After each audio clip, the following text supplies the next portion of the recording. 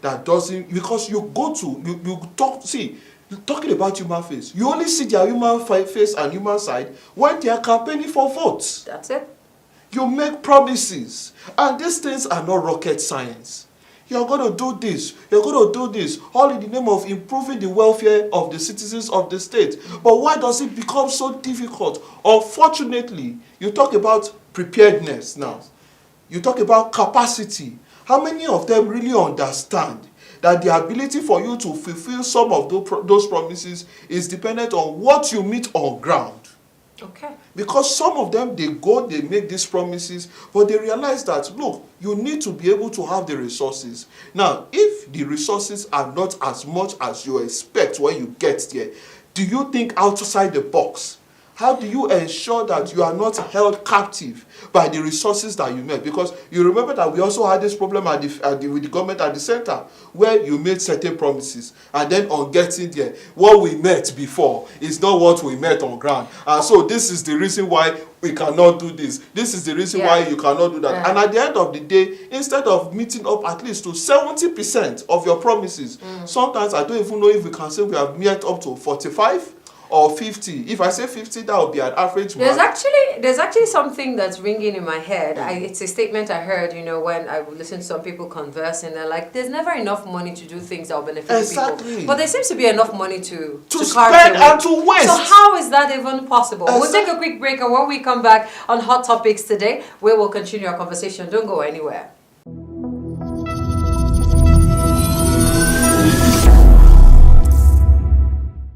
You're welcome back. It's still Hot Topics, and today I have Fortune and Kule in the studio with me. They're both journalists, and we've been looking at this whole idea of governance being so far from the people. But usually during elections or during campaigns, the people are sold the idea of, oh, we're there for you. I mean, this whole policy, this dream, this will do that, it's for you. So they're kind of like, swayed into that web of, this is all about you. We are your brothers. We are your sons. We are your daughters. That message is being passed across. But as soon as the individuals get into positions of authority, it looks like that human face kind of like is wiped out. We've been looking at Kaduna State, but now we've segued into other states in the nation.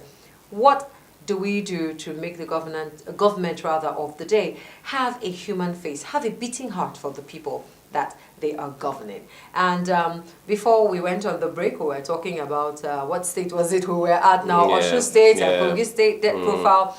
Now, somebody made a statement recently and said, even though states are getting the allocations, but there are some states that are doing exceptionally well. They mentioned Lagos State. And the other states, they define or they refer to them as lazy states, who just wait for Lagos and other well-doing states to generate income, and then they take from it. Can I also let you know that Kaduna is also among those states that can do very well on its own in terms of top 4 states with increase in IGR. Okay, so yes, so now the people who are doing this, who are doing well, or who are helping the states generate the revenue, are having an issue where about 7,000 of them are being laid off. So how do you reconcile the fact that, oh, I've worked 20-something years, 30-something years, and this is all you do to me? You lay me off, no severance pay. How do we get government to begin to really be government? Especially in a democracy like we say that we're practicing. What I think is Nigeria's problem, or the problems we face, especially with workforce and things like this, were not created in 6 months. Right. Yeah, we've been on this journey since 1960, and then when we came into those days of interrupted rule by the military and all of that, there's so much that we put out of place, and that brought us into this dysfunction that we are in.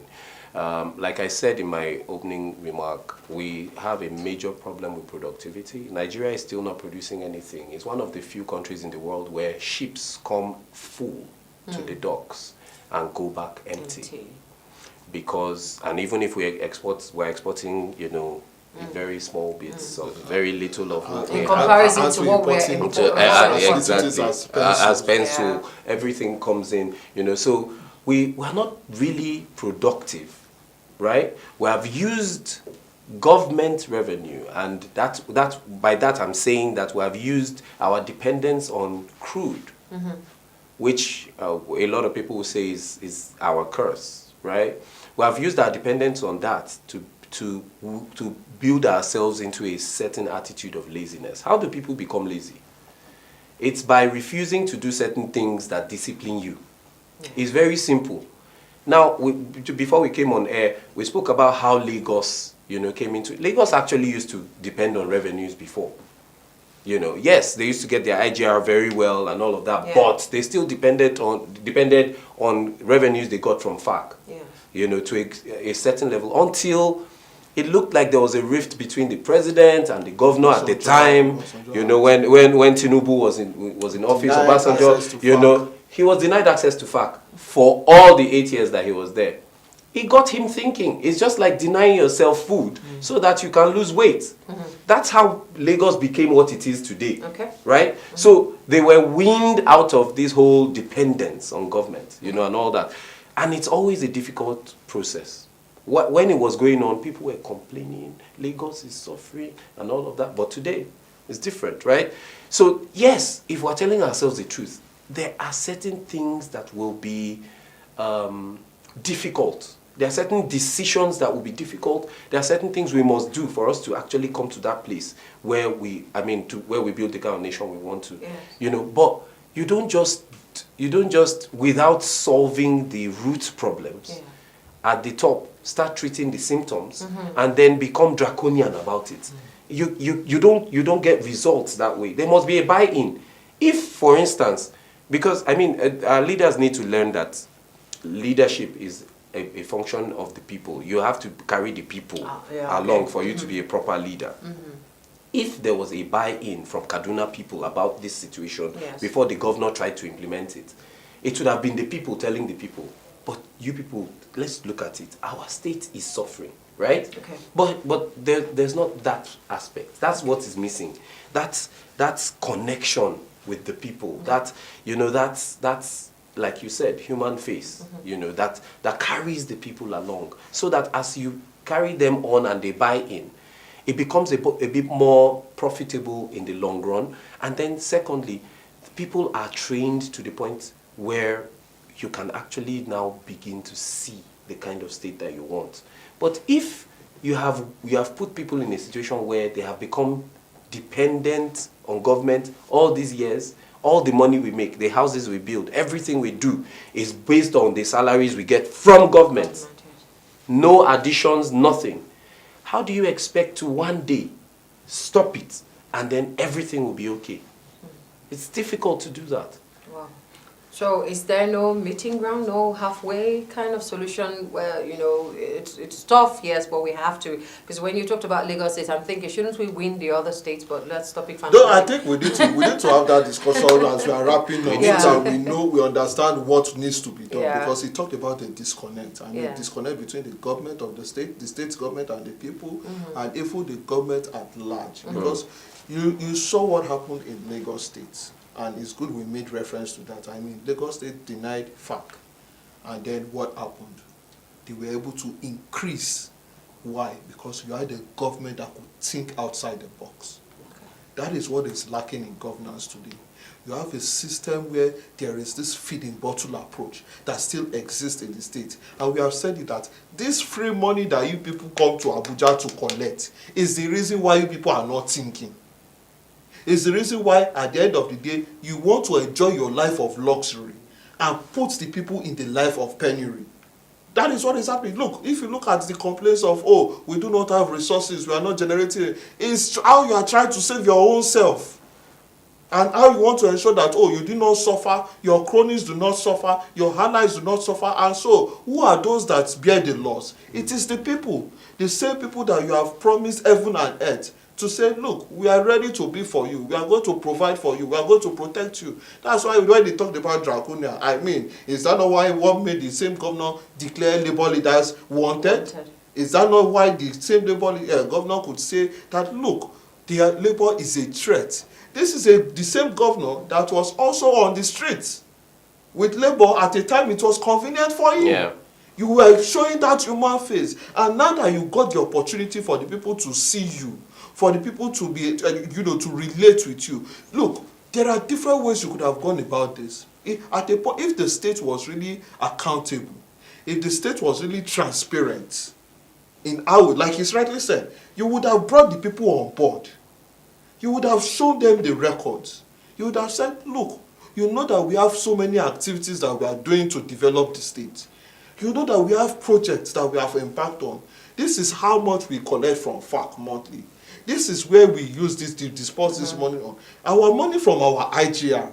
This is what we use these funds to do. But we have realized that if we keep paying this huge money on expenditure, as against what is coming in and what we are generating at the revenue, we cannot continue to sustain this. So there is a need for us to look at what matters. Do you want us to keep paying salaries, or do you want us to put in monies into projects that will have meaningful impact on your lives as citizens? Because at the end of the day, the damage of what we saw as a result of the industrial strike action is, you are at loggerheads. When two elephants fight, Exactly. the grass suffers. Exactly. Oh, you said, Labour said, we are not satisfied. You couldn't bring them to the dialogue table first to prevent the action. Then they went on the strike action. You said, oh no, we are not willing to negotiate. And do you know how much in terms of revenue Kaduna State lost in 3 days? So, are you happy? So, at the end of the day, people were not paid.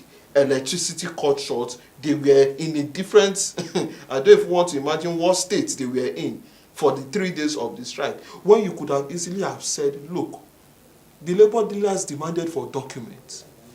What happened? Why are you in this situation? Let us understand your pain and your concern. But no, we chose to go the authoritarian way. You see, there's also an easy way that we can, take an example from other people who have led before. We're talking about leadership. Yes. We're not talking about, entrepreneurship. An entrepreneur can tell his staff, look, this is how we're doing it. It's over. This is a democracy. If we're in a monarchy, or it's different, right? Yes. Show leadership. It makes everything simple. In this case, how do you think you should have shown? Did you cut the how number many of appointees do you have? Did how you much, stop? Did you stop the number of your convoy? Do you know how many vehicles? Do you know how much it is to buy one bulletproof vehicle? So how many does the governor go with? So if you take leadership in that direction, it makes it simple, and then people are carried along. Why? Because they feel like, oh, okay, so this person is sacrificing because of us.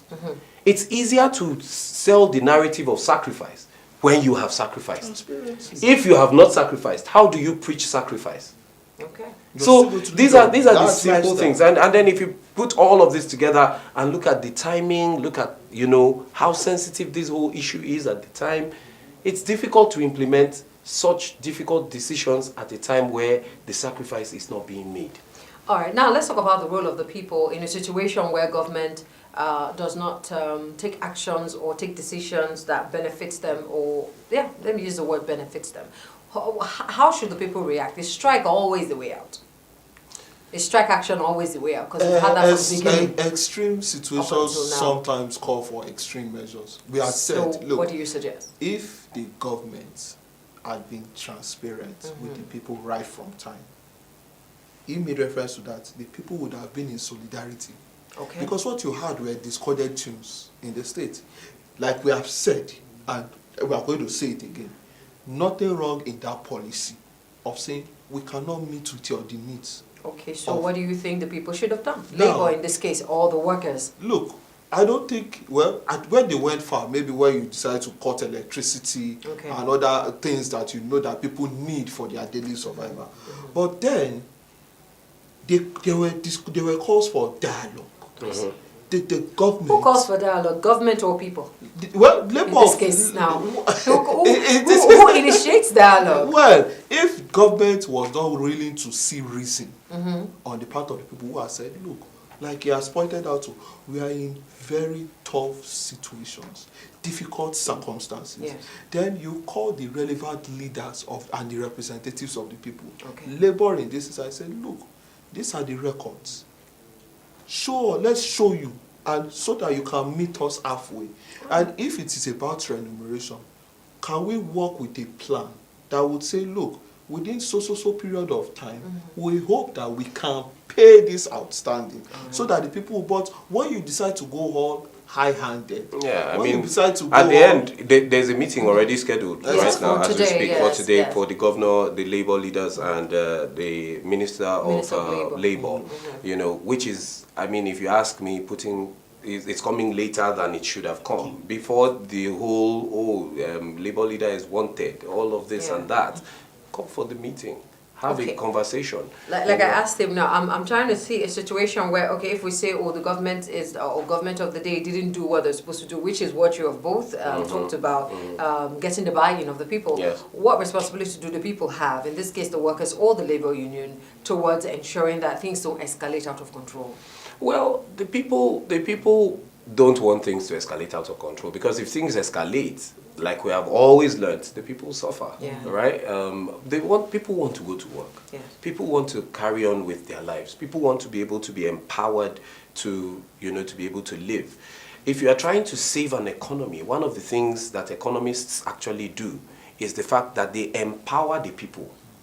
So, for instance, in the economic meltdown of during the Obama era, one of the things that was done was that people were actually giving money to do business.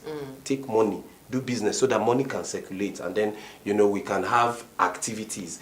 Also, situations that would help inflation and things like that were also cushion all those effects, palliatives, things like that, to help cushion the effect. Nothing of the sort is being talked about. So how do you solve a problem by creating more problems? So That's the question. So for me, I don't think the people really have a fault, because the people that spoke for the people really showed that they had their interests, which is why you saw the people in solidarity with Labour. If the government had given that first room for dialogue with Labour, you wouldn't have seen the people, because for them it was like the toothless bulldogs decided to come and fight for us, and they are ready to go all out. So we also need to protect our interests so that we are not losing. Because look, nobody will fight for you. A situation where you are kicked out of jobs, you don't have any source of income, any source of livelihood, then what exactly is the fate of the people? So the people would rather go for those that they believe are helping them fight their cause, and the best that they could have done was embark on peaceful protest. I mean, this situation could have escalated. That's the platform that now creates an opportunity so for dialogue. I think the role that the people played, there was nothing out of place in them coming out in solidarity, but ensuring that in the course of doing that, you did that within the confines of the law, and it was as peaceful as it can be. Because look, with what we saw, where we talks coming out and the likes of them, that situation could have escalated fast if the people did not act in the way and the manner as it was expected of them.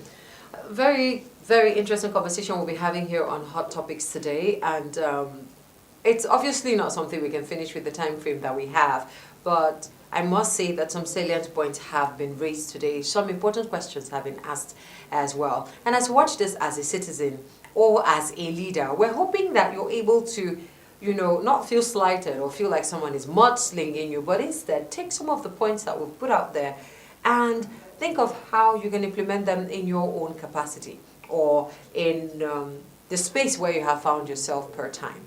Government has to have a human face. Otherwise, the people will always think of ways to just get their share.